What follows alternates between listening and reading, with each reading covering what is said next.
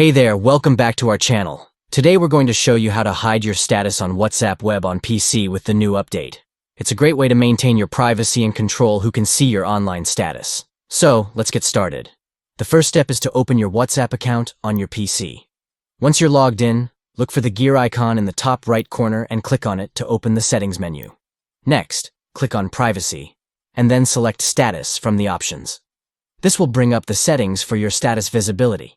Here, you'll see the option to choose who can see your status updates. To hide your status from everyone, simply select the option that says Nobody.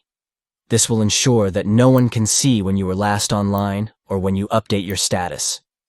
And that's it. You've successfully hidden your status on WhatsApp web on your PC. It's a quick and easy way to maintain your privacy and control who can see your online activity. Thanks for watching, and don't forget to like and subscribe for more helpful tips and tricks. See you next time.